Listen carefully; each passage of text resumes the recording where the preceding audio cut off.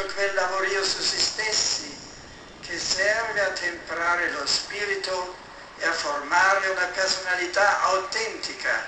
Si rischia di essere superficiali, di percorrere pericolose scorciatoie alla ricerca del successo, consegnando così la vita ad esperienze che suscitano soddisfazioni immediate, ma sono in se stesse precarie e fallaci.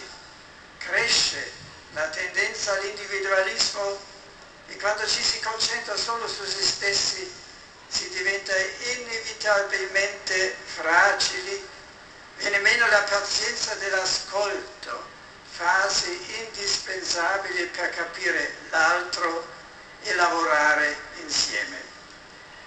Il 20 ottobre del 1985 il caro Papa Giovanni Paolo II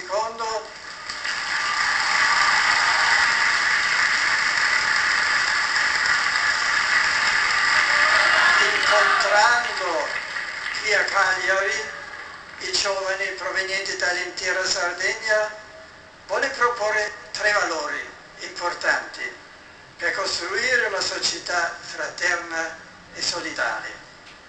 Sono indicazioni quanto mai attuali anche oggi, che volentieri riprendo, evidenziando in primo luogo il valore della famiglia, da custodire, come disse il Papa, come antica e sacra eredità. Non solo per tradizione, ma per una scelta matura e consapevole. Amate la vostra famiglia di origine e preparatevi ad amare anche quella che con l'aiuto di Dio voi stessi formerete.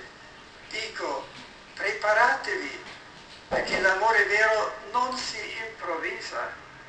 L'amore è fatto oltre che di sentimento, di responsabilità, di sconti, non vuole il vostro bene. Potreste infatti progettare,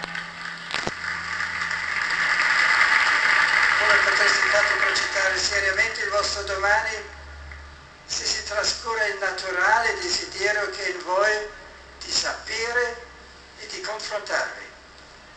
La crisi della società inizia quando essa non sa più tramandare il suo patrimonio culturale e i suoi valori fondamentali alle nuove generazioni. Non mi riferisco solo e semplicemente al sistema scolastico, la questione è più ampia.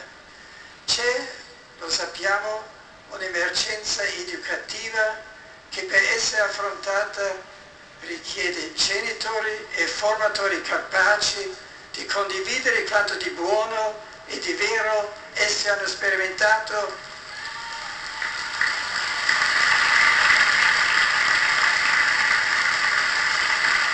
e approfondito in prima persona.